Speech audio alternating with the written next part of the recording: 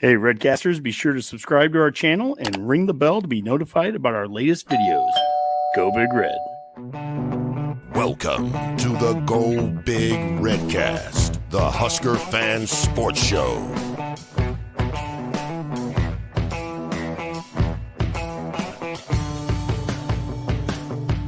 Welcome to the Go Big Redcast. I'm your host, Honke, and I'm with Mac. That's right.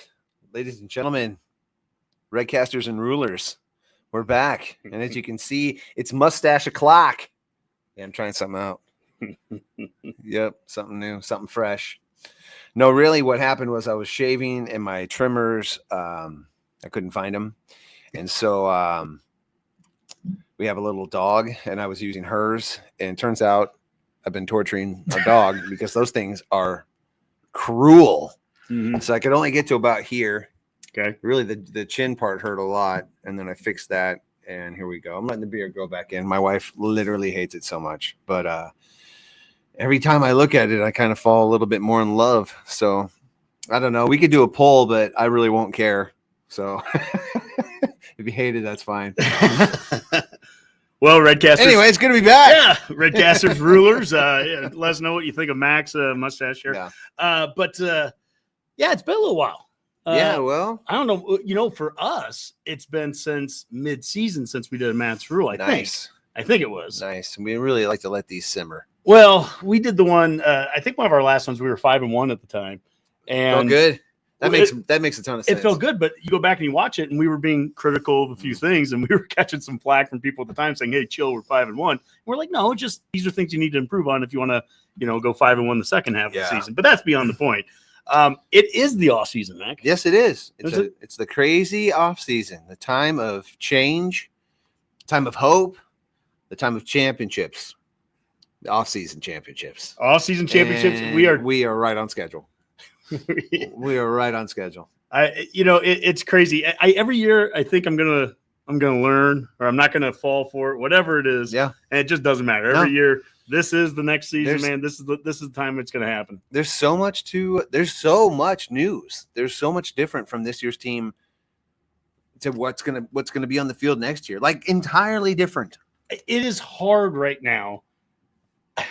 If this was 3 years ago or 4 years ago, and we were doing shows the way that we were, like we'd be doing a show every other night, and it would be hour and a half, and we're creating graphics left and right to keep up with who just came and who left. And man, I can't do it right now. It's just like it's too much. It's too much to get worked up over every single player that's coming and going because it happens too much. I think of the wide or the cornerback that we got from Arizona, or we had very briefly.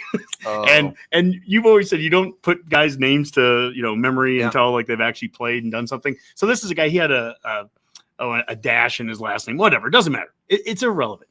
When I think of this guy's journey, though, I'll never forget this. He was committed to go to Georgia out of high school. Okay. Decommits, goes to A&M, and was part of A&M's big recruiting class a few years ago where they paid tens of millions of dollars, whatever. Yep. He's there for 1 year, transfers after 1 year, goes to Louisville. Nice. He's there for one season, leaves there because he's homesick, goes to Arizona. He's in Arizona for 1 year, leaves to Arizona to come to Nebraska. And, and momentarily there are people, Husker fans on social media at the time, we're cheering, we're getting this guy. And I'm like, what? What does it matter? And then he's already decommitted after we've had some changes with our when you think about whatever the paperwork and the logins created for that one player. I mean, everything needs a login these days. Anytime you're uploaded to a system, like, oh my gosh, the amount of work that guy cost. Mm-hmm. And I bet he's got a degree somewhere, right? I'm sure that one worked out well. Well, yeah, because it helps to get your degree when you're making constant changes and moving from most schools take transfers credits from 5 different places in 5 different states, and it's insanity. Well, the whole thing is insane. Well, what's also been insane, our schedules have been nuts. I mean, between work and then you're by the way, Tony, I saw your comment, and it doesn't matter what you say makes me stronger. Between work, you're going back to school, Mac, all that. It's just been crazy. It's been so busy for both of us, so we haven't been able to get back and do this. And we figured actually tonight this kind of came about organically and fairly late. And speaking of late, the Husker basketball team tips off at 9:30. So Redcasters watching this, don't worry, you're not going to miss a second of basketball because we're going to be done before don't that. even worry about that part. We're going to be watching that, and we've got our own, little Husker juice here. And I promise to offer no analysis because I don't even know. This team, okay, I will. Let's talk about basketball for a second. So I am the most casual of casual fans when it comes to Nebraska basketball. It's true. And I was almost ready. What was it? Maybe 2-3 weeks ago when everything was going great. I was just about ready to kind of jump on board and learn these learn the team a little bit. Yeah, learn their names and everything. See who was what. And then I hear about the skid that we go on, and it's just like, oh, okay. It's like kind of like every other year. It's just what it seems like every other year. But it sounds like, again, though, we've hit the gas. It's back. It's so much fun. Yeah, we're back on. I will say this about the basketball team. Ebbs and flows. They're better than just ebbs, it's kind of fun to watch them go on a streak or something like that, and hopefully it sustains. It sounds like we've had some pretty impressive wins. I'm going to watch the game tonight. I'm terribly excited. Yeah, no, yeah. I'm excited. We get to hang out, Mac. We haven't done this. We haven't just hung out since January 1st. Yep. Watch the bowl game. Boomer was with us. Went to that right? Yeah. That's ridiculous. Yeah, that's just poor time management on my part. Well, life is just tough, man. It gets tough here, and when the weather, we've been incumbent. We've been busy, but you know what? So is Husker football. Football's been busy, and let's get into some off-season updates. We can talk a little bit about it. I think so, uneducatedly. And I have over here. I got pulled up some notes from the presser. So Coach Rule did a presser the other day. He opened up thanking and congratulating Coach Cook. He said he was always there whenever we need anything. We would watch those. What were the Hard Knock shows that they did during fall camps? The last couple of years. Or Chasing Three. Chasing Three, was that it? And yeah, Coach Cook came and spoke at the. He's a legend. At the team, absolute legend. He's a legend, but it's crazy how fast a 25-year career can seem. Man, I wouldn't have thought that. We didn't live every year of Osborne's career, right? But we did. Yeah, I know. Coach Cook, and it was like, whoa, 25 years, and you're retiring, man. You look so young, and it's like that. He's like 6 or 7 years older right now than what Osborne was when he retired, and Osborne looked way older. Osborne was 60 when he retired. Yeah, and it was like, he had several surgeries. Well, I know. I'm just saying the ticker, and by the way, so does John. Okay. Not on the heart. I'm just saying. I'm saying that Osborne, he didn't come across as like a 60-year-old when he was retiring. There was, I don't know, maybe it was just the age of me being in high school, but he felt older. 100%. You know what I'm saying? 100%. As opposed to Saban was in his 70s by the time he retired. And, he also colored his hair though. Now, that could be true. Like Bill Snyder was in his 70s, but he looked. But Bill Snyder looked like he was in his 70s and his 40s. He was the Steve Martin of football coaches. Yeah. That's right. We are hilarious. Thanks. But anyway, so he starts off. He thanks Coach Cook, and we'll thank Coach Cook a little bit at the very end of the show too. I'll thank him right now. Well, but we have a little volleyball segment there just to give our piece on it too. But he started talking about let's go special teams. Let's do it. And that was some news from this week here. Mike Eckler, a very familiar name in Husker Nation. Yes. So he was hired here by Coach Bo. Yep. He's from Nebraska originally. Blair. Went down to K-State, played under Snyder. Coach Snyder in those first few seasons there, was a special teams warrior. I always remember seeing him. He had his face all painted up. You hated him. I didn't like him. No. I remember that. I remember that was back in the day that we had the magazine. You're like, look at this guy. Like, because we murdered him. Who is this dude? Yeah, but that was we were murdering him, and then like in '94, it was close games. Yeah, they got close to us under them. So, he'd have the mohawk and everything like that. He's a guy, but those kind of guys suck on other teams, and as soon as they're on your team, they're awesome. You know what I mean? They're fun. They're the best guys, but like once they're on another team, like, I'm sick of that dude. It's so true. That is but he's back. Yeah, and he's back as a special teams coordinator. Mm-hmm. He comes with high accolades. Since he's left Nebraska, he's had quite the career, Georgia and USC, and it's all places. It's all been special teams, right? Like, well. Yeah, special teams, and he's done some different defensive position coaching, but he's coming from Tennessee, where he's been the special teams coach for 4 years, and they've been highly rated. Yep. And Coach Rule. I heard a stat on one of the radio shows, and if it wasn't one of the radio shows, it was Husker Online, Callahan and the boys. So I want to give credit where credit's due. Mm-hmm. But they said in the last, so we all know that we experienced 10 blocked kicks in some form or another this last season. Yeah. So in Eckler's last 4 seasons at Tennessee, they had a grand total of 1. I don't know if it was a field goal. I don't know if it was extra point. I don't know if it was a punt, but it was 1. So that would be an improvement. Yeah. See, I mean, that's something that looking through some of the notes here from the presser, I know that Coach Rule talked about how a lot of the issues that they have in special teams, they don't think that anything was wrong schematically. A lot of the issues stem from the long snapper position. And I don't disagree. The long snapper position caused some of those blocks and caused some of those issues. But we weren't returning punts. Yeah. We weren't returning kickoffs. I mean, there's a lot of issues. So I don't know schematically. I don't remember the long snapper being a problem on punts very often. Do you? Not on the punts. Not on the punts, but we had punts blocked. Extra point, yeah. But extra point and field goal all season we had issues with that. I agree with that, but I just don't remember the punt snaps being a problem. Yeah. And I have seen how many punts did we have blocked? And what I would say, and we said this, go back to our Matt's rule in the middle of the season. This isn't Sunday morning quarterbacking, but like we talked about during the season, where if you're having issues with the snap, then fix it. If it is a snapper, if it's literally the long snapper is the problem, exhaust every opportunity. We had Ben Scott, who was a center and could go pro. We have Evans Jenkins, who has played center for us.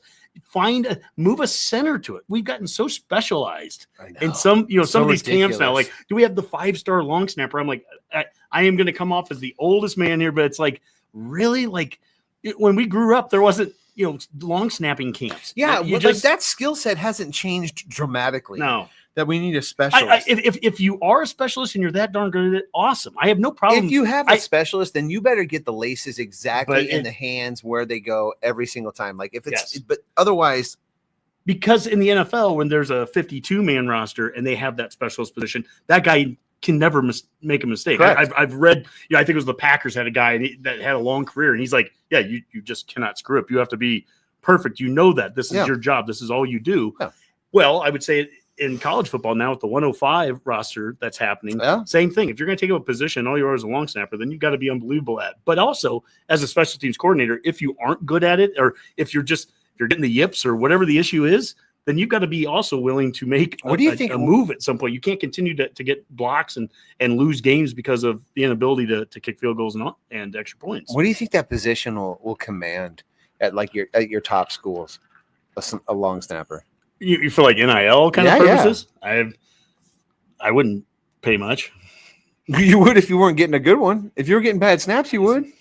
Just get a good center. I mean, I'm just saying. I'm just saying. Like, name any position in that sense if they aren't good. Like your right guard, if he just sucks. I mean, like, yeah, you want. But it's players at every. What I'm saying is, it's a position that you can't afford to be bad at.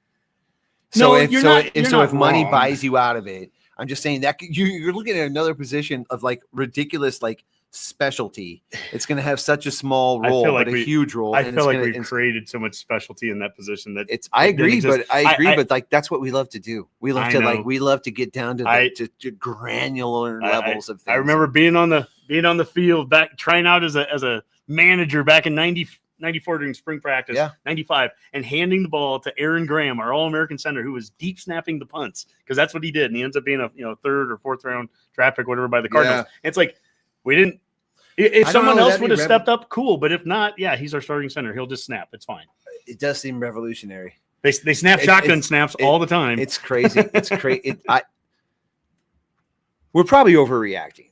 We're probably overreacting to a really bad season of that shit. Because, sorry, Mom. I don't remember ever talking about it this much, but it's kind of that same thing. It's like, in years prior, it was we couldn't find a place kicker. Now we have a place kicker. Now we can't snap the ball. What?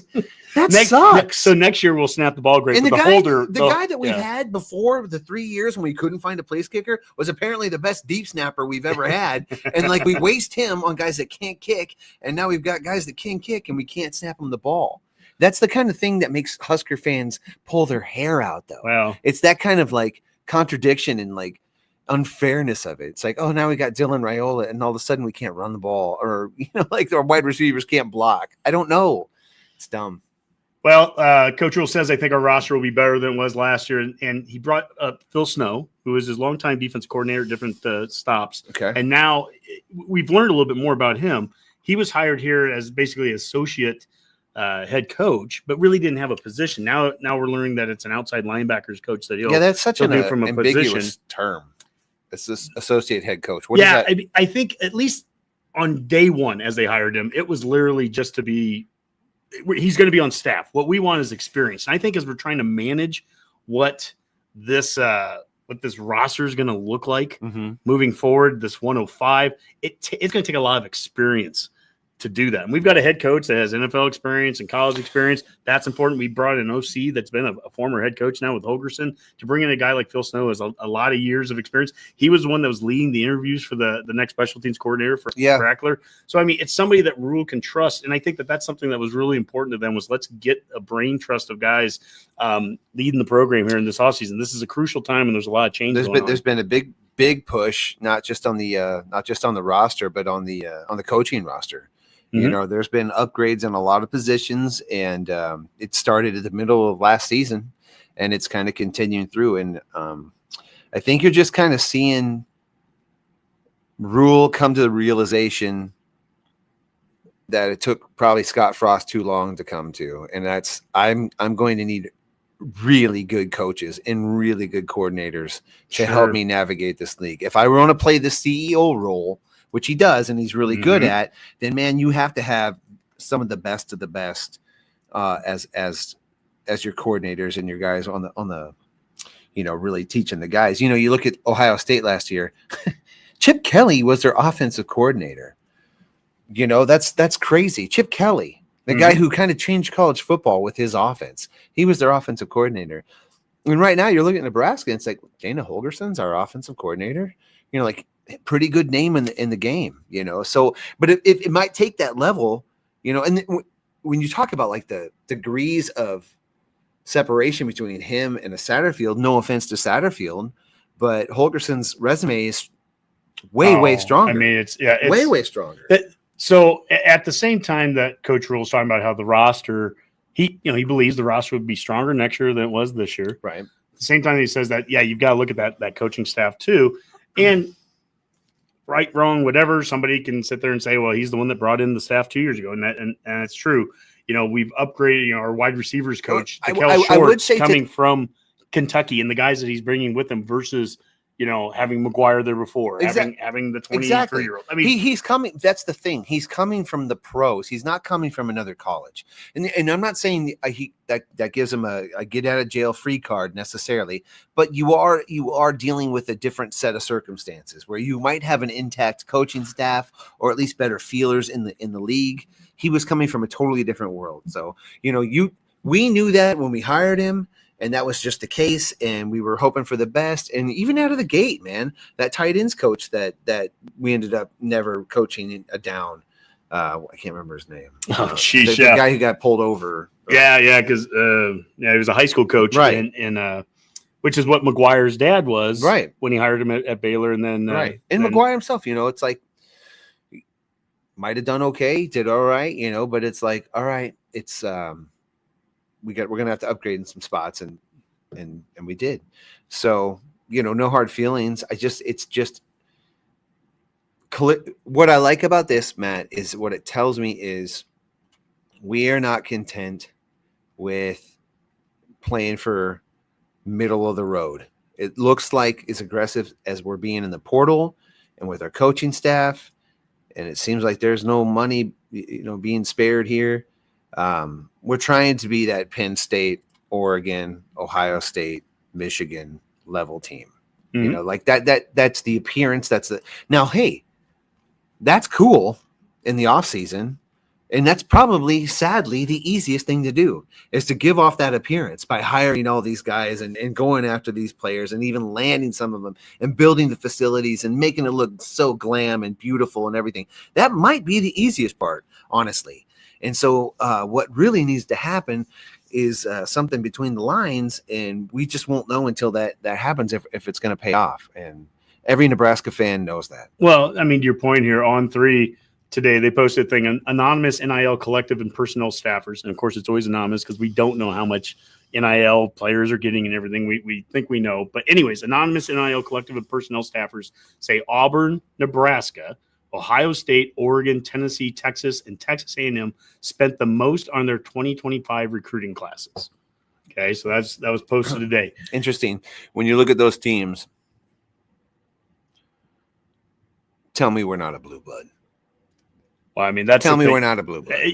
And whether it works or not, right? I mean, but the fact that we can be in that conversation with the last however many seasons of mediocrity. Sure. And we're in that conversation because of our fan base, not the problem. Never. It's our fan base is never the problem. Stop it. The fact that we're in there, I got to say, I'm proud of Auburn.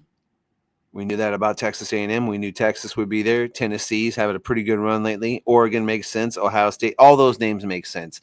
Except when you look at Nebraska, if a casual fan, if a young 18-year-old kid who was a big college football fan saw that list, he goes, "Huh, Nebraska, weird," But that's the blue blood. Yep. That's the effort. That's the intention of the staff and the administration and the university to make this thing as good as it can be. It has to materialize. It has to materialize on the field. It has to be dubs. But it's all there, folks. Here's the good news. If we start winning, that's the group right there. That's where we belong. That's exactly where we should be if we start winning. The stranglehold that some of these programs had based on their geography is no longer of consequence. Well, and remember also is that we would lose games to Michigan or somebody like that. And they would say, but we'll never be able to compete with them because we can't compete at that level. We can't recruit the way that Michigan, we can't recruit that would be talked about. And we never bought that along the way. Right. We were always recruiting right. in a top 20 or 25 level, no matter what happened, mm-hmm. no matter who the coaching staff was. If it was Riley, if it was Frost, if it was us, we've always kind of been consistently recruiting in the same general category, but the results have always been so piss poor. And that's the thing. Like when we had Brett Ciancia Pick Six previews on, and he would have his stats that would be like, what schools were, I can't remember the exact title he gives them, but there's like underachieving ones, the ones that recruited really high, but then had the least amount of guys end up going pro, and then vice versa. The schools like Iowa and Wisconsin were the ones that recruited at a lower level, but then it was a development that was like they developed players, right? And so this is awesome. It's awesome in the sense that we're certainly keeping up with everybody. I mean, if Ohio State, if we're on the same list with them and they just won a national championship, that's a good list to be on. We know that that's a good list to be a part of, but the development has to be there. That's what this coaching staff for. That's what the facilities, the unbelievable facilities. If all these teams end up in the top 25 next year and we're not, then that's the worst list we could have possibly been on. We are the biggest suckers on the list. Like that's what can't happen. Well, that's what can happen, and that's kind of where we are right now. Pointing, just so people know, we got two screens going here. So when I point like that, there's a screen I'm looking at. They're not actually standing over there. No. But look, it goes back to what you said though about the fans. The fans have never been the problem. Never. The fans are why we continue to be rated in blue blood categories. The fans are what keep us. Dave said this on the first ever episode we ever did of the Redcast back in 2017, which was the fans will not let this thing die. We won't. We truly are a life support. This was the time. I remember when Frost was being hired, and I can remember.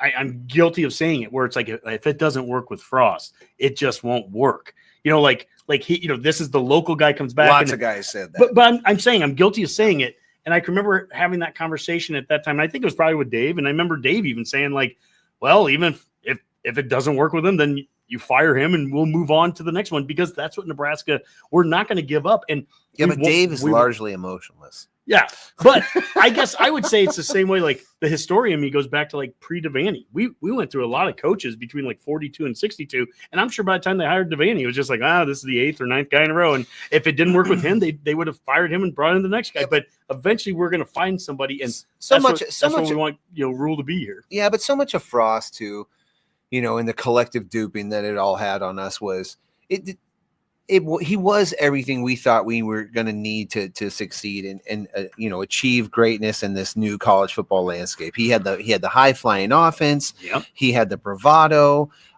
He was coach of the year. Yeah. He had that great success. He knew our culture. He knew what we were about. So like all that stuff kind of lined up. And then, when you see that kind of crash and fail, and maybe you don't know all the reasons why initially, but you like that is unsettling. It was an unsettling coaching experience to have Scott Frost at the helm and to see us flounder like that. That was very, to me as a fan, that really shook me because I didn't understand it. I thought if these things were in place and those attitudes were in place, we would definitely be better. Now, not going down any Scott Frost road, hindsight's 2020. Maybe some of the things I thought were happening weren't happening. Sure. But but all that kind of just it's balled up into the fact that Mike Riley was such the wrong guy, no connection, nothing anything to the program. Bo Pelini was kind of the wrong guy, but he was too much of this, too angry. He didn't really respect the black shirt tradition. Didn't really know who we were. He was a good coach, but he didn't really get Nebraska. He sort of bothered by all the attention of it, And before that was Callahan, another guy that wasn't us, right? But Frost, but Callahan had the high flying offense, But Frost kind of brings in, well, he's one of us, high flying offense, young guy, super charismatic, and like he's a national championship, all that stuff. So, like. There's nobody that should hang their head for thinking Frost should work out. Sure. Here. But there's also there's a consequence of him not working out that for me, it was like, what are we going to do? What are we going to do? Who are we going to find, right? Like, how is this going to work out? And we're not even beating Iowa. We're not beating anybody, and like, this was, I thought, our best shot, so it's unfortunate that Matt Rule comes on the heels of that because I think to just get the blood boiling again for Husker fans, we're going to need to see something a little bit longer term than just a bowl game. Like this year needs to be probably pretty good. Sure. This year needs to be pretty good. Last year, Rule, I thought that was so long-winded. I apologize. We haven't been on the show in a while. Yeah. Rule set the standard really well, I think, last offseason that we wanted to get to a bowl game. And I'm sure in his mind, he wanted more than 6-6. I'm sure in his mind, he wanted several more wins than that. I know when we were 5-1 and we were daring to be critical of things at that time, we were hoping for something better than 6-6. But at the end of the day, they set the table last year, really important that it was important to get back to a bowl game. They treated it that way with 3 games left to change Satterfield out and put in Holgorsen. Yeah. It's a big move. That's a big move. I don't want to call it a desperate move, but it's a move of it's important that it's we always, get this it's thing always going. A fine line between desperation and necessity. It's like whatever. If it worked, we need to make that change. We get that win. We get to the bowl game. We end the season with that victory against Boston College, despite special team errors and getting extra points blocked and everything. But we get those wins, and now we're 7-6, and it propels us into this offseason, gives us this chance to have this conversation. How do you get better, and how do you turn 7-6? You flip 2 or 3 games that were close, and all of a sudden now you're at the 9-win mark, you're at the 10-win mark, and it's not that inconceivable to think about. It's never that inconceivable when you do that when you reflect back on the season. But at the same time, last year, it never felt like, with the exception of some of the Colorado game, I just never felt like this team totally knew what it wanted to do. Like me, and I'll say, like, I didn't watch a ton towards the end of the season. I had decided, because of the way they scheduled the games and my work schedule, I'm like, you know what? I'm just waking up to get pissed off, and I'm losing, 4 hours of sleep. Then I'm going to work grumpy. And it's just a bad thing. It's not good for anybody. You work nights. Yeah. Mac works nights for those that aren't aware. So, like, I want this team to have a feel to it.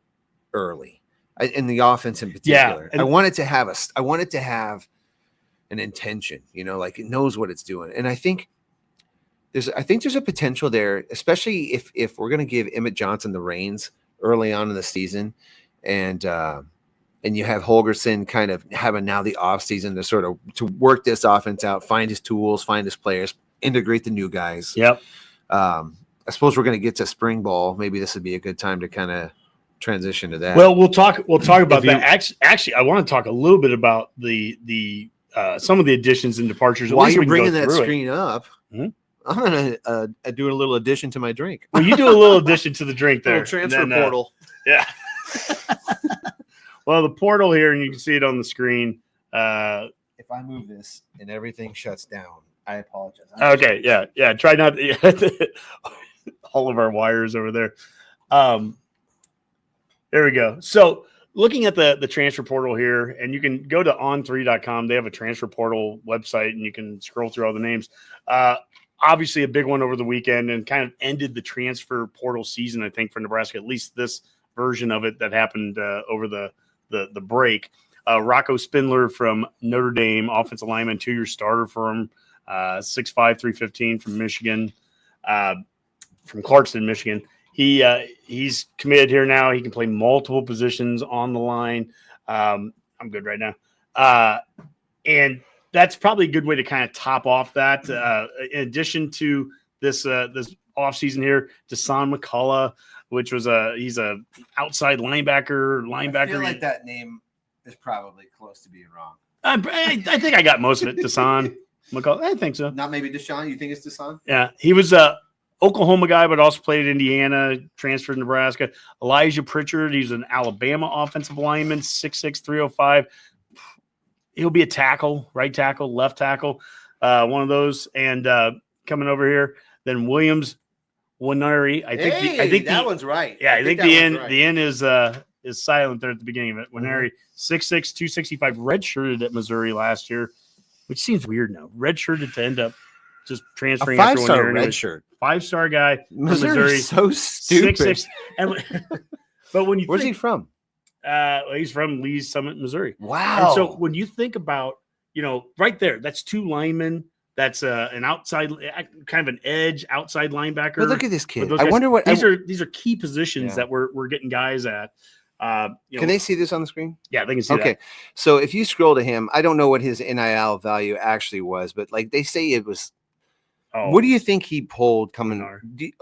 How much of a raise do you think he got going from Missouri to Nebraska? Now, keep in mind he was a 5-star recruit, so and an edge rusher. Those guys are high value. Yeah, I have no idea. And the fact that Missouri had to, again, Missouri doesn't pay him. It's NIL. Right. It's this is different, by the way, than what happens moving forward next year, starting in July, with assuming everything with the Isn't college football so much fun? I know. I love all these we changes. start getting to talk about, NCAA rulings coming down and the big court decision. But assuming everything goes through and everything, we're preparing for a day starting in July where schools actually do start paying $20.5 million a year to all of their athletes, not just to football players, but to all the athletes. But then it's not an even thing. It's not that every player makes the same amount. It's not that every sport makes the same amount.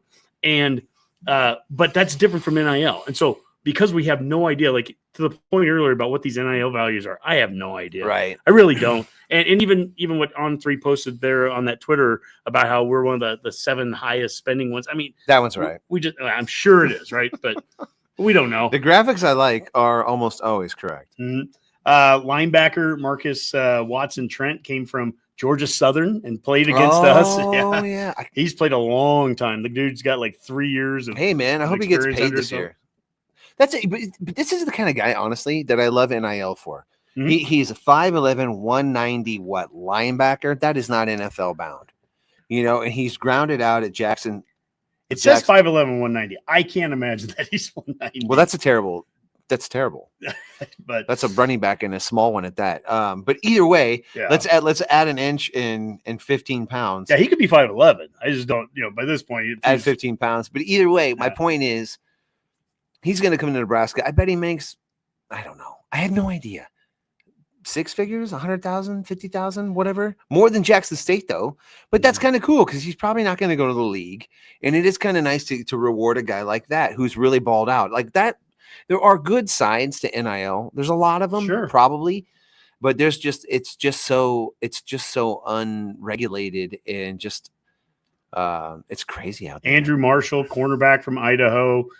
Kevin Garlick. Garlick. No. New Hampshire to Nebraska. He's the long snapper. There's the long snapper. A couple of D linemen. Gabe Moore, Mississippi State. There's Jalen George, East Tennessee State. Jack McAllister is a punter from Washington. Are any here? We got our quarterback, Marcos Davila. What do you mean? From Purdue. We got our quarterback. What do you mean? So we got our quarterback out of the portal. So when so we're not doing well. We also got Latif in this class. Yeah, we have Latif.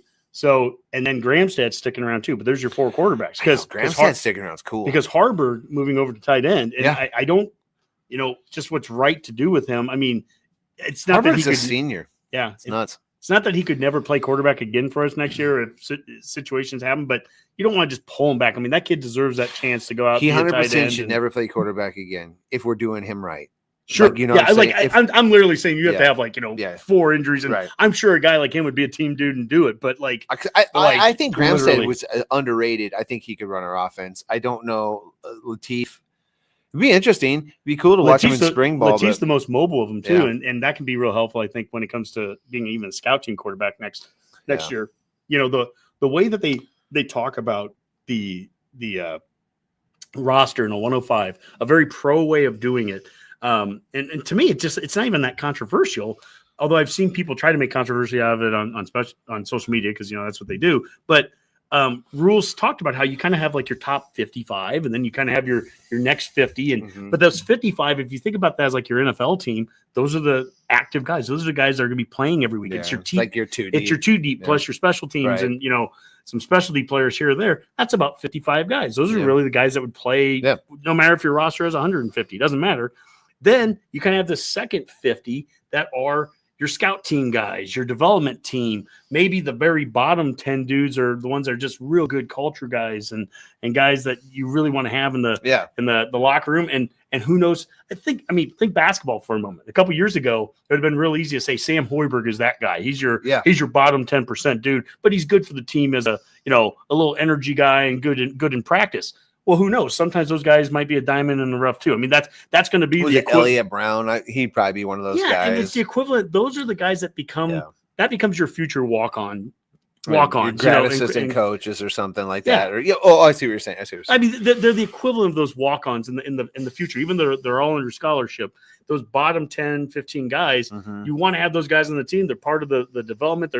You want them to be good glue guys, and hopefully they get developed. And who knows, they can step up and what kind of quarterback is Marcos? Well, he was a thrower and went to Purdue a year ago. And then we get into a couple wide receivers here. Harley Gilmore from Kentucky. That's obviously part of the new receivers coach that we have here. The receiving right here, these 3 that we're looking at: Harley Gilmore, Isaiah Hunter from Cal, and Dane Key. I mean, you add that to Barney, you add that to hopefully Carter Nelson getting healthy and everything. There is skinny, all of them. Well, again, I don't know what to base any of these weights off of. I mean, I just don't. But Barney's skinny, and exactly, it's important to me. As already said, Carter Nelson is. Here's the guy with one of these things is not like the other. I mean, like he's got some size. But here's we do have Keelan Smith. I think he's a bigger body guy. Yeah, and there's another cat we got, Clark. I think he's a bigger body guy. Clark, Ken Clark's son. He's a bigger body guy. Quinn Clark. Marquise Groves Killebrew. He was the guy with the dash, and he's. This is funny. Oh, this is the guy you were talking about. He's going back there. It shows where your last team is on this website. It shows where your last team is, and then where your new team is. And his last team is Arizona, and his new team is Arizona. So, I love it. Yeah, we could continue going. Give me a couple more of those. Yeah, we could continue going down that whole list of additions and departures. But the point is, it's been a whole lot. Dwight Buddha left, huh? Yeah. But I think that's just one of the challenges right now. Is that there's so much change going on, and we still got to get our numbers in place. I think Rule was saying that we're somewhere around like 1 So 105. Yeah, he says that the roster is currently at 126. A competitive spring will work this number out. And Mac, this is where I think we can start to get to spring. And I listed this as spring game since there sounds like there won't be a spring game. We can get our thoughts on that. But let's talk a little spring here. We're at the roster size of 105. Or we need to get to 105. Now, it's important for people to understand we need to get to 105 not in spring, not in May. We need to get it by literally game one, by August, okay? And so we have time. And Rule sounds pretty much like he's going to let these guys play it out and be competitive. And they've had some honest discussions with guys at the end of the season. Have they made any rulings about if a player gets injured, a season-ending injury? Will he still count against the roster? If somebody gets hurt during the season or even the first game of the year and he's out for the year, torn knee, are you bound? Does he count? Have they made any rulings on that? I have not. I read something, and I don't want to say it wrong, but I read something where if a player got injured, that they could pull somebody up, but then you'd have to have in order to do that. And so I guess anybody watching right now, if you know the specific answer to this, but if you're pulling somebody up, you have to be pulling them up from something. Maybe you could make them team managers, and then just a roster of 10 player coaches, grad assistants, or just assistants, or just an extra credit class. I don't think there's any rules anymore. You know what I'm saying? I think you can get away with anything. Yeah. Well, but rule says the word tampering doesn't exist anymore. Right there. That's one of your rules, right? And tampering was one of the reasons that he gave for why we wouldn't be doing the spring game. That the other teams saw the video last year. That was a really weak excuse. I think it's completely fine just to say, hey, we had two starters get injured, or two guys that would have played a lot get injured last year in the spring game. They want to change out the turf. They're changing out the turf this summer, but they. I hate it. I hate it. I hate not having a spring game. Hate it. Yeah. I think that's fair. And I think it's tough, for fans. I understand it, but I hate it. This is a byproduct of all this crap that they're doing now. Well, I'm not a big fan of the outgrowth of that. I'm just not. This is something that college football has to deal with. When we had Coach Osborne on a couple years ago, and Coach Osborne talked about the future of the sport. And he ultimately said, he goes, if you lose the fans, that would be a problem. He goes, without the fans, you don't have anything. And what would it ever take to get to that point? I have no idea. I don't want it to get tested that much. But what I will say is each one of these things, when you keep taking things away that fans care about, that is a problem. It's something that has to be you need to reward it. You have to reward it in a lot of ways. If you're going to take all this stuff away, then there's got to be a reason. And the reason better be that we're good. Yeah. Okay, you don't want to hurt anybody. You don't want to show our roster to anybody. Okay, well, then you better be hiding something, or you know what I'm saying? Well, I just speak for other purposes. I mean, I've talked about my son. He's on the autism spectrum. I cannot take him to football games with 90,000 people and the fireworks and stuff going crazy. I've tried taking him to spring games, and that's been a good kind of I'm the same way with Sully. It's the closest thing I can do to get him into just an easier environment, and something that I want to do to try to get him in there. It's nothing nefarious or bad about it. That's how I've used that spring game. Spring games are also a great opportunity to get people into Lincoln. So my point there is I'm also willing to be patient here and see what they come up with. I know that they want it. It probably won't be a spring game. I got the patience of a clam. Well, it's no problem. You and I differ there then, right? So, but clams have a lot of patience. Okay, well then you're a patient clam. But I'm also going to be patient with the staff to see with what they come up with. It can be some kind of if it's like what the Pro Bowl is essentially anymore, which is a skills competition, and it's an opportunity to get fans together. Do you see players running around throwing balls and catching some passes? It kind of like a glorified Friday Night Lights. Just open a couple practices. That's all it would take for me. And don't televise that's not them. The worst thing in the world either. Don't televise them. Probably shouldn't charge. At least one of them probably shouldn't charge. Yeah, you took the spring game away. If you want to do an NIL one, they did that. Yeah, you're right. They did the NIL one last year, and maybe you could do 2 NIL ones. I don't care, but I do think they should replace it with something. I do think a practice would be fun to go to, pump in some music, do whatever. It doesn't have to be anything special, anything extra, but people just want a little access. They want a little preview of the team. They want to put their own eyes on it, and that's part of caring. And here's the deal, coaches and new college football. What you're going to run into every single year is a roster full of brand new players that played for other teams, maybe teams you don't even like the year prior. So what you want, if you want a fan base that cares, is they need to connect to some players. And that's going to be hard to do in this time span that we're doing right now. So the sooner we can lay eyes on the guys and the sooner we can look at our team and start absorbing our team, the sooner we'll make a connection with it, which is something they need us to do. I think there's a lot of so Bill Lumen, don't open practices. Brewmaster Bill, don't open practices. Then Michigan will send a guy with binoculars. I think anything we can do. We talked about us being a blue blood earlier and how it's because of the fans. Anything you can do to throw bones to the fans along the way here. And I expect, because of NIL, because of the need for money's going to play a role in this. Right. There's going to be some added value that's going to come with people that are giving the money to get that roster up. I'm fine with that. I think there's also has to be that place where you're talking about. That's what the spring game was in the past. It was that $10 for somebody to be able to go and make those connections team. Well, and lots of times it'd be families watching their walk-on son, go play in the fourth quarter. It was just a cool kind of thing. That's never going to happen now. Yeah. One more thing with the walk-on son it's being just taken crazy. Away. It's crazy. Like and not when I say they, I mean the powers that be, the college football Goliath that is just moving. It's not Nebraska. It's not anything particular, but it's like they strip away the walk-on program and hardly anybody makes a peep. And now the spring game's gone and really hardly anybody makes a peep. And it's just kind of nuts to me how much has changed. I think and it's just sort of it's almost like presented to you. Well, here's how it is. And really that is how it is. It is. Now, I would say as much as any coach nationally, Rule, a former walk-on himself, made a peep and did what he could, but these are beyond Nebraska's rules. Okay, okay, fine. This is college football. There were some peeps. There were some peeps. I'll give there were some peeps, but no major anything.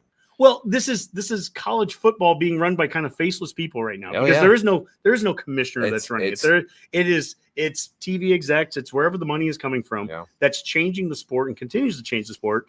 And to that point, it is fans accept these changes until the point. I don't know what it would ever have to get to until point fans would actually push back and say, no, I'm not going to accept. I don't know what that would take. Again, I don't ever want to reach that point. Well, I do have to. I'm talking out of both sides of my face here. Some of these changes, a lot of these changes, I do think will allow Nebraska a chance to kind of claw their way back into national relevance. Sure. But I'm saying is say that happens, it'll be a different reality of what that feels like for guys like you and me. For guys like you and me that are older and have a different kind of view of what college football will be. For the younger folks, that'll probably be just fine. They'll just kind of get used to that. They're probably more used to the free agency in football and the basketball teams are always like this. So that'll be cool. And I am all for having a slightly different version of a very good Nebraska football team. However that looks. Well, that's the thing. The show is titled, off-season victories again, or whatever we called it. But the reality is, I know you and I, this is not the type of off-season that we grew up and gets us excited. I mean, we're the get the preseason magazines in May, and certainly you want to have the same players. I want to be able to, at the end of the season, we sit down, we draw up what next year's roster looks like and the starting lineup. The thing, and now you don't even know who half the guys are. There's no off-season build-up to the last team. You're right. So there's a lot of change in that perspective. The off-season to me is not the exciting part anymore. I don't find this exciting.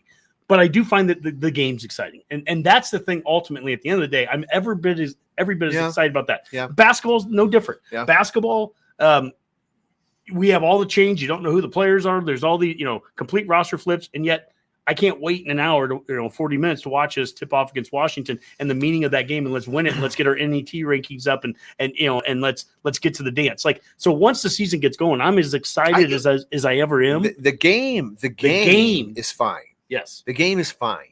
The product on the field is pretty fine.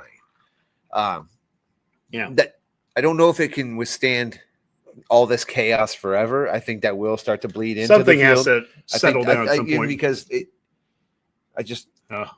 Brewmaster Bill, would you guys support a college football commissioner like Saban or Puke Trev Alberts? And he said he wrote Puke. That wasn't me saying it for the people listening. I mean, I think any kind of leadership that would come out of college football, I think would come out of the playoff committee right now. The playoff committee is the closest thing to it. The NCAA doesn't run college football, at least at the FBS level. They don't manage the playoff system. They don't even run the bowls. They don't do scheduling. None of that. The college football playoff is the one that is coming up with rules that are being agreed upon by I don't trust conferences either and people of those guys, by the way. Well, yeah, and I don't no trust at all in Alberts. Zero trust in Saban. I haven't Saban. Remember when I just haven't put any thought into it. I don't know who, I don't know who I would put Osborne up there, right? And I know that's, that is the best pick. But that is it's somebody of the moral character of a Tom Osborne. Well, and you want somebody Mike Riley. What I want is somebody that's looking out for the best interest of the sport, and that's not happening when conferences are making decisions that are in the best interest of those conferences, which I totally get it. Sorry, my wife's crazy about me. She's always calling. But yeah, I don't know. I mean, Anthony, I don't trust anyone coming from the SEC. Look, Jesus. Continue. Yeah, no, it's got to be. At the end of the day, it's got to be. Commissioner, can you turn that thing off? I could, but what the God. Oh my gosh. Totally lost my. Keep going. Okay. Sorry, they must have thought I died in a ditch. Oh my God, keep going. Saban's really good at commissioning. Yeah. So I don't know who would be the person. I don't have a thought in mind about who the next one would be, but I just know that's what's needed. You need to have somebody looking out for the best interest of the sport, somebody that's driving decisions that, let's create equal scheduling between conferences so that you don't have 8-game conference schedules over here, 9-game conference schedules there. All these differences, can we settle on a playoff system that looks remotely like any other playoff system in any other level of football? Yeah. That doesn't maybe include bowl games and stretches things out. Next year, the championship game is going to be, I think, January 25th. It's ridiculous. What do you think? It's almost two months. What do you think of the playoffs this year? The thing I liked the most about the playoffs was the home games that they had. Mm-hmm. I thought that was a huge step up. For people that would sit there and say, well, there weren't 12 quality teams that should have been in there. Well, crap, I don't know if there's 2 quality teams. Who cares? That's not what a playoff. There are people that think a playoff should fix more things than what a playoff's supposed to fix. That's kind of what I was getting at. A playoff's not supposed to fix that. A playoff's supposed to give more people access to it. And then when you have home games, look at the pros, look at FCS football, which is managed by NCAA. They do a playoff system like this. They play at home stadiums, and guess what? 9 times out of 10, home teams win. So just because a home team won in the first round of this doesn't mean that this invalidates the playoff. Doesn't mean that we should be playing more games in bowls that are 5 minutes away from the SEC team, and meanwhile all of us have to travel. I mean, I'm sorry, as a Big Eight fan of Nebraska, growing up and seeing us going and playing in the Orange Bowl year after year against Miami, I mean, this has been beat into me at a very early age. And when we didn't play Miami down there, we would play LSU in the Sugar Bowl, or we'd get FSU down there in Miami. And the point is like, I'm kind of tired of that too. I enjoyed the heck out of seeing Tennessee have to go and play up in cold weather. I enjoyed seeing Penn State hosting, what was it? Who the hell they host? Somebody from, was it Texas? I can't remember now. It's been that long. Why can't I think of it? SMU. Yeah. I was thinking TCU, and I was like, there's no way TCU. I've played too many NCAA football games. Like all my seasons have collided. So I just – but at the end of the day, I'm fine with – I want them to do something in the spring where they – at least Nebraska control what you can control. I don't care if we do a spring game or not, and I'll tell you why. I'm green jersey guy. I've been – to me, that game has meant less and less the last 5-10 years anyways. They've played less and less real football, and I've always been, throw the green jersey on, let's play real football, and they've turned it more into a scrimmage and more into a controlled environment. Sure. And to this point, if they just don't want to play it, that's fine. Do something that still brings the fan base together. You also have other sports that are going on around that time, baseball, softball. So have a Husker weekend of stuff that, and it's good for the economy. It brings people down here. It will have an impact on the economy. Yeah, I mean, it's an extra home game essentially every year. It really is. So do something cool. I'm completely and that's what I'm saying. It's like bring some alumni back. It was kind of a big deal. It was like we had the most seats. We were that was a thing every year. And now it's like, we're not doing one this year. I was like, wow. Right. It doesn't have to just completely go away in that sense, but again, it'll be interesting to see what they come up with. That can be the trend. I get all the arguments of it. I really do. I do get all the arguments of it. And I would be just as pissed. And Rule got snake bit like a son of a gun last year. Well, of all the changes that have happened, I think back to when we started the show in 2017, Mac. Of all the changes that have happened in college football since that time, to me, a spring game going away is very low on my list, but what's very high on my list is the value that the spring game that weekend means in Lincoln and to Nebraska. So if you lose the game, fine, but bring the atmosphere, bring something that gets people here, and you can do it around the skills contest. You can do a lot of fun things, but do something that can get the fans to come here. So, you know what? That was fun. I didn't know we'd get that deep into that. I thought we'd talk a little more about some other things, but you know what? I mean, that's good. Next up, Coach Cook here. Let's just a couple minutes. We talked about it at the beginning of the season. At the beginning of the show? Were you shocked as everyone when you heard the news that Coach Cook was calling it quits? I did gasp. But then as I got to reading it more, I'm like, well, that's kind of a long time. He's that old. I mean, I get it. I see it. But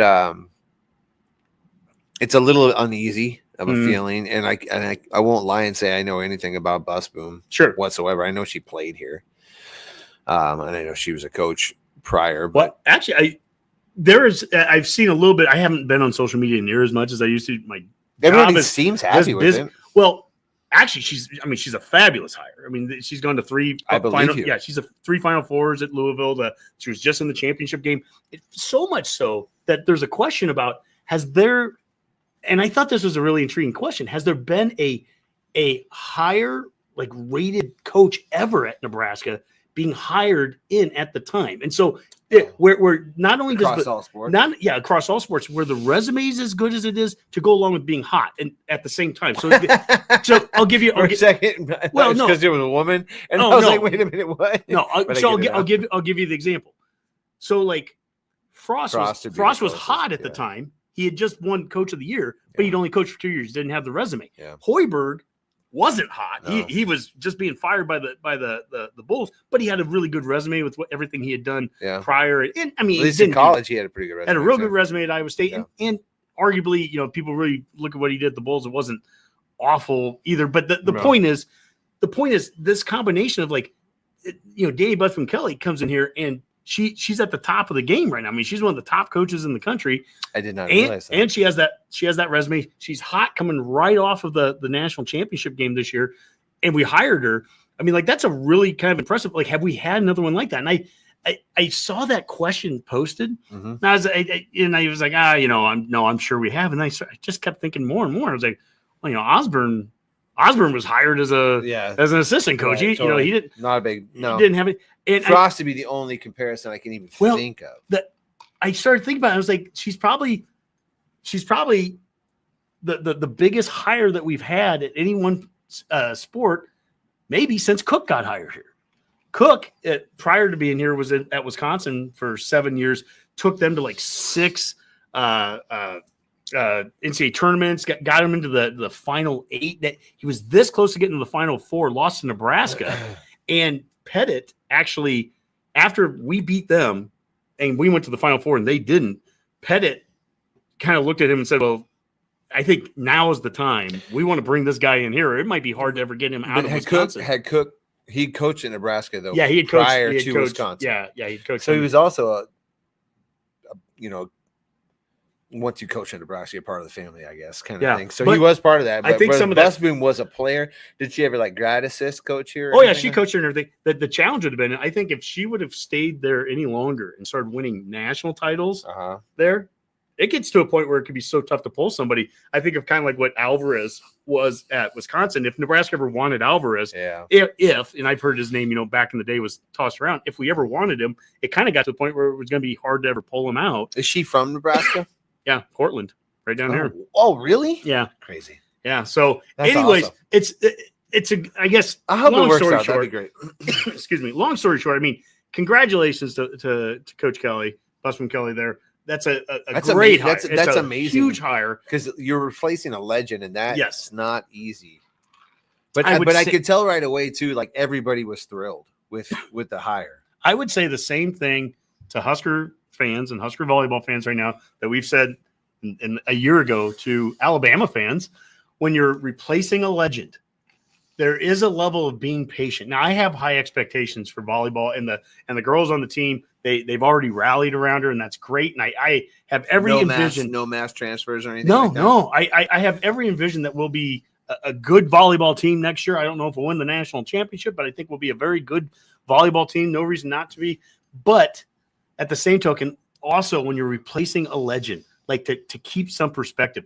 I know Alabama fans, they just went 9-4. First year they hadn't won double-digit games in 17 years or whatever it was, basically since the first year of Saban. Yeah. And it's so reminiscent to me of when Solich was here. We went 9-4, same record the first year of Solich.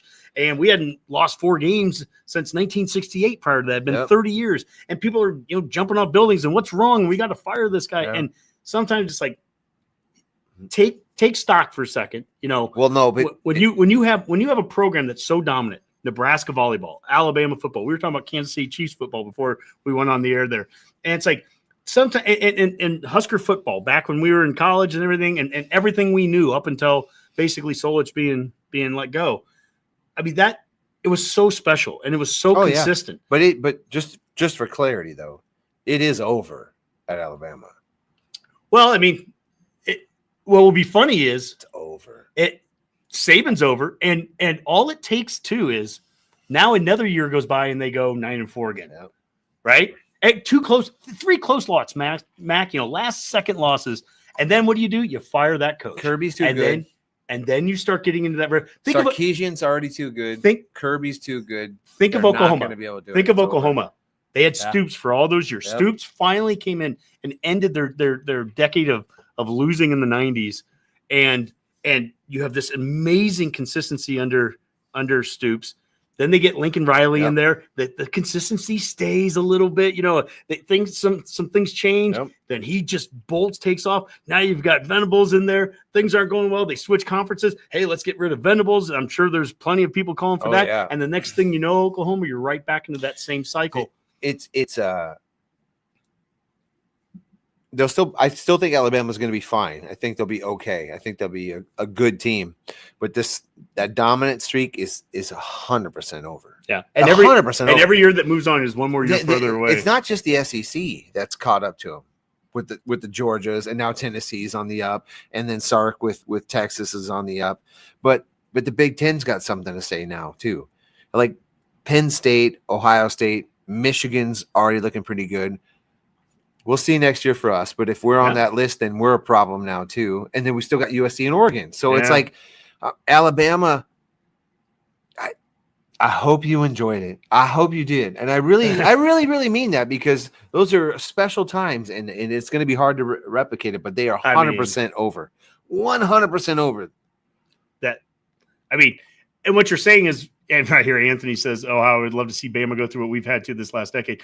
I mean, it probably won't get that bad because the conference they're in and the area that they are, the money they have with NIL. I don't know if it goes that bad. And when we talk about how something is over, we have a very specific knowledge of this being Husker fans. We're talking about something that shouldn't have almost happened in the first place being over. The level of success, the draft picks, the national championship runs, that whatever that stat was, it was like. Every freshman that he recruited from the last had some part of a national championship. Or played in a championship game. When somebody snarky on social media when we're talking about Husker football and they go, "You guys will never be that again," I always kind of like, if I have a little time and I can play around with them a little bit, it'll be like, well, what exactly are you referring to? Are you saying Are you saying is Nebraska never going to go 60-3 again over 5 seasons and have 4 undefeated regular seasons playing 4 national championship games? 3 undefeated national champions. No, you're right. You're probably right. We probably will never have that. But I wouldn't put that on any program to have to match. No. Now, can Nebraska be a consistent year in, year out top 10, top 15 team? Right. And absolutely. We absolutely can get back to being that. Can we win 9-10 games a season? We absolutely can. And then the good seasons are 11, 12 and up. Absolutely we can be that. It was fun. And I'm grateful that we were around to watch that streak. But, with the benefit and wisdom of age, I realized how precious it was.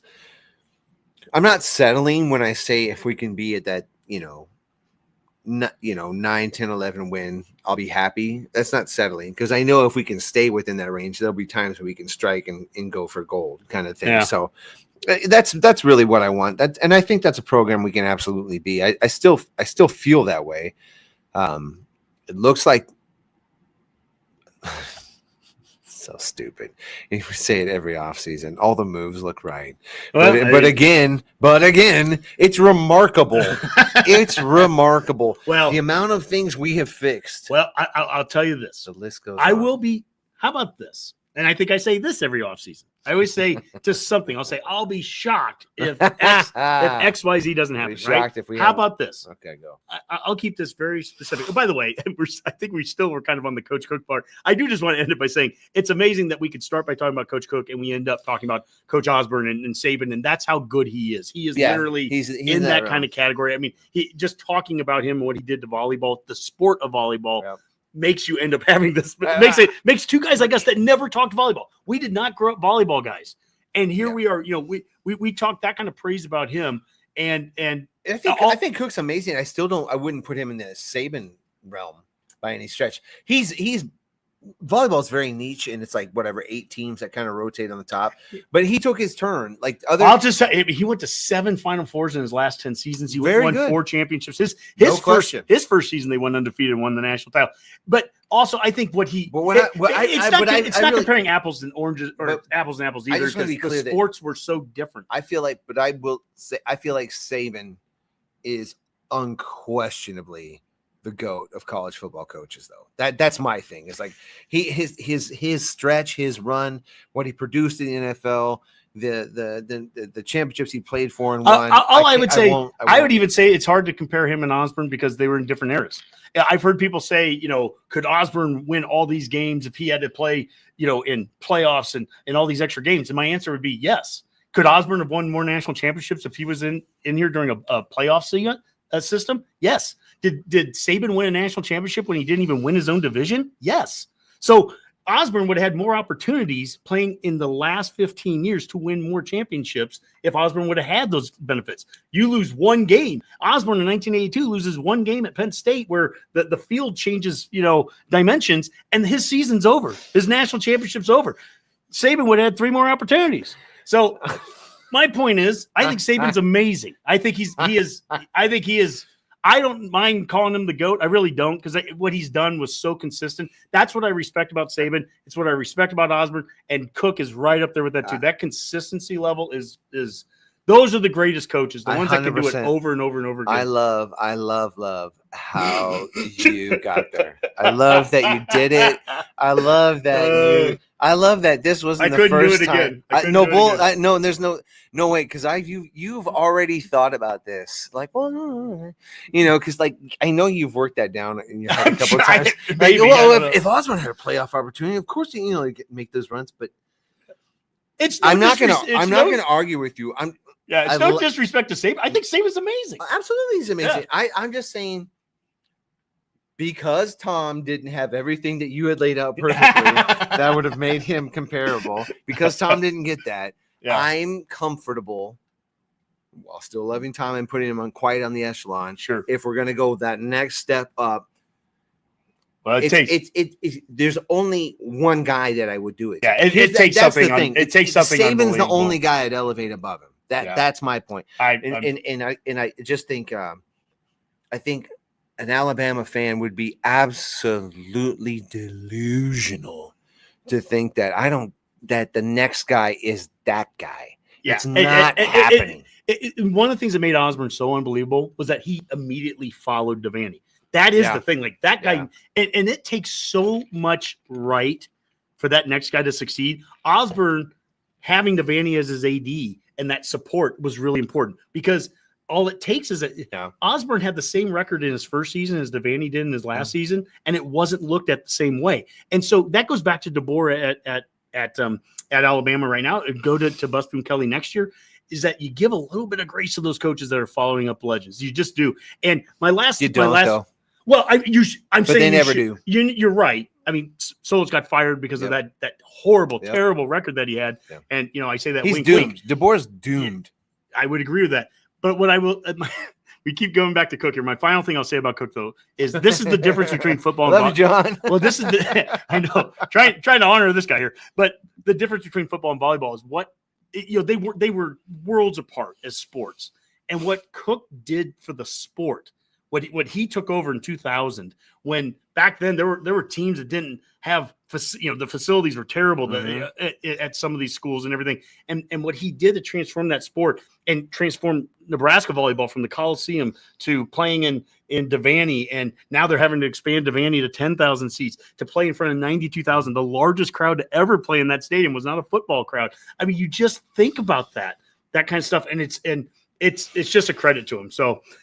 Last but not least, you've stuck around with us this long. We're not going to let you miss the Husker After Hours with the basketball. Sounds DRT. 9:30 in about 17 minutes. We tip off here at BTN, Nebraska at Washington. Mac, you said earlier a week ago the season was over. We might as well just toss it in. And holy smokes. I mean, my God, we beat Illinois.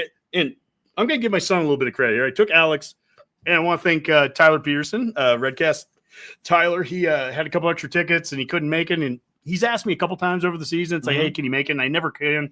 And this time he's like, here I got them. They're great seats. And there's 3 of them. So nice. Take Kathy and Alex with. Alex has never been to nice you bring the wife. Yeah. Spoiler. And I spoiler. And Alex had never been to a basketball game before. Oh, how do you like it? Well, and he did great. He did great with the crowd. The crowds really don't bother him. It's more like fireworks. And didn't have to worry about any fireworks inside. Music doesn't bother him? No, he just did so great. And we go to it, and it's Illinois, and I'm like, hey, the way we've been playing, we just gotten blown out by Wisconsin, and it's like, well, if we're down, it was kind of a later game. I think it started like 6:30, but so and you got bedtimes and stuff. So if it's halftime and we're down by 15 or 20, we'll just we'll go home and get them to bed, whatever. And that game goes to overtime, and really shouldn't have. I mean, we had control over that game the whole game, but point is it goes to overtime, and even at overtime and there were some fans that the traditional PBA walk, people leaving early, even in a game where we're in it against a ranked team. And I turned to Alex and I just said, hey, do you want to go, we can start heading out, it's overtime, we can head out before that if you want. And he looks at me and he goes, no, Dad. I was like, well, that's the right answer. It's like, that's the right answer. Cool. So he was into it the whole time. That's awesome. I'm going to give him the credit there that, he was the good luck charm, and we get that win against Illinois, ranked team, that really the top ranked team that we're going to play, get that victory against. They're like number 10 in the net rankings. And then is Creighton not ranked? Well, they were ranked when we played them, but in net rankings, Creighton's now worked their way back up to like the 30s. And so net rankings is all, where we're going to get. They are useless. Well, that's good though. I mean, the net rankings, they're a good win for us on the road. Right. But anyways, I just wanted to test Creighton. Not really good. I don't. Yeah, actually, I don't know why I stopped you from doing that. I don't either. This way, momentum. And then to come back, and on Sunday night, I went over to my uncle's house and we watched it at Oregon. And my goodness, just total domination of Dana Altman's team. That was another ranked team on the road. That's a huge win. Where did he coach before?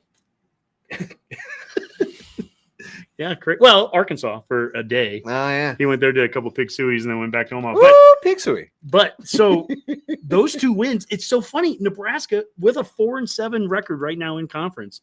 But with that record, we're right back. We're like literally in the tournament, according to most of the bracket matrices. And a game like tonight, Washington's not a good team. They're ranked one of the bottom, like 2 or 3 in the conference. So we should struggle. Well, yeah. And the importance of every is it road a PBA? win. No, it's on the road. That's why it's the 9:30 game out there in Seattle. But but winning a road game is so important. I don't care if the team's good or bad. Yeah, Getting no, road I've heard that's wins true. are so important on that when it comes to those net rankings and everything like that. Plus the fact that we actually lost a couple at PBA, we got to make up for it by getting some road wins. Never thought Oregon would be one of those road wins, but now that you got that, it would be it would be a really bad thing to come back from this trip and not finish it off. So let's get the win tonight against Washington, and Do they have that would be a anybody great. to note? Well, they have Breidenbach, the kid from Nebraska a couple years ago with the glasses. He transferred there. Way. And then Braxton Mia, the 7-footer that we have, that's now backing up. He's not even a starter now, but he came from Washington, and they replaced him with some guy, a big NIL guy that they got. Breidenbach's first name? Wilhelm. Yeah, that's right. Yeah, so he'll be playing there tonight. But what they've done here in the last couple games, I brought up Sam Hoiberg earlier. Mm-hmm. He's now in the starting lineup, has been the last 2 games. 2 games ago, they had Raleigh Worcester also in it. And Worcestershire sauce. And then they replaced him on Sunday against Oregon. It was Burke, Buchentel. So Burke. These names are ridiculous. You know how tough this is for me. He's like, Kemp and Velka, man. You got to give him credit. Klickenkloff, and then they replaced him with Flurkin. I don't know. Yeah. I'm going to watch again. Rob, never thought they were out of it. Now they may never lose again. That's Redcast Rob. Anthony says, I don't know. Rutgers and Illinois may go overtime the way this game is going. Not good news. Rob, Tom is definitely on the Mount Rushmore. Marty Honke, she says, you guys are so interesting. I believe the happy juice in your glasses is making you so enthusiastic. Now let's all go watch the basketball boys play.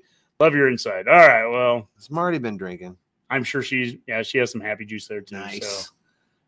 You know what, Mac? I drink Diet Mountain Dew, and that's it. But she's probably right. And it is parting shots time. I mean, we've been talking for quite a while here. I just love doing the match rule with you. Like, they're fun. The amount of prep that I used to do for a show. I was going to say, I mean, I would have pages of notes and stuff. And then like for this one here, for anyone watching, it's like, I have like this little sheet and we didn't even follow that. And and we went for a long time. We did. Went for an hour and 16 minutes. And we came up with this an hour ago or about an hour and a half ago or exactly that whatever, 2 hours ago.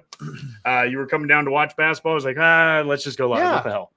So finally got a little window of time we can hang out, which was sort of nice. It has been a long ass time, so yeah, it's fun, and a little bit of incumbent weather. It's a little slickery out there, a little frozen mist, but it wasn't that bad actually. So main roads are fine, side roads are dangerous. If you're watching this live, be careful. Yeah, Mac. Oh, parting shots. Yeah, I'll let you go, man. What you got? I don't know. I hope we didn't come off, me particularly. I hope I didn't come off super negative about everything that's going on in college football, though it does feel that way in my soul. I'm working on trying to get over that and just enjoy the sport again.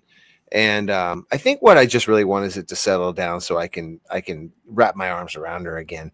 That being said, the football game on whatever platform you choose to use is still a lot of fun. And I have won so many national championships with Nebraska and Heisman Trophy. What I'm saying is it can happen. So, Mac, my parting shot, I'll just piggyback off of that. Mm-hmm. I think I've talked to a lot of, in the job I'm in now, I talk with a lot of alums and supporters and fans. And I will just say this, I'm not going out of my way to say that not a lot of people fan the way you and I have over the years, right? I mean, we are the guys that it's a full 365 days of football. We're basically just taping our normal conversation. And I think my point is that the fans that are like us or that grew up like that, I think we're having to adjust even more. Like I've talked to a number of people that are really good fans, but they have lives. And by the way, we're starting to figure out that we have lives now. There's so much life now. We can't do podcasts the way that we used to be able to, and everything. And that's okay. It's actually been good to take a little bit of a break from the off season. And it turns out the program runs itself. Despite me watching that Arizona guy that left here to come here and then ended up going somewhere else, I barely even paid attention during it. Right. And I'm glad I didn't. I'm glad we didn't do a rapid reaction show about how we got this guy, and that to have to turn around a week later and do a rapid reaction that he left. Like it just He'll forever be known as hyphen guy to me. there's a part of me that just likes this. Like, let's just let the offseason happen. And Right. and as we get to the basketball game here in 10 minutes, it's one of the reasons too I really want the other sports to step up. Like basketball, like baseball. It helps give football an off season Right. where they don't have to have all that attention. Last year's basketball team was just what football needed at that moment. We needed, Casey and all those guys and something else to get behind and the fandom going crazy where we don't have to be thinking football 365. We're going to be anyways, but there needs to be other things, and I'm not going to worry about every One little thing that's nice too, every day, every little thing that happens with the offseason. in a similar vein to that, when an offseason where all the talk could be about the freshman quarterback coming back, the hotshot young guy, because of all the coaching moves and all the portal talk, he's kind of been able to slip through the cracks and all that. That's it's just crazy how this news cycle has been. The offseason is bizarro right now. So hey, but it's fun to talk about. I look forward to literally just watching wins there. Just win tonight, Huskers. Yeah. Let's get the W at Washington at UW. Mac, let's watch some basketball. Yeah. Redcasters, Matt Rulers. Thanks so much for sticking around with us. Redcasters and Rulers. And you know who you are. Until next time, Matt's Rule.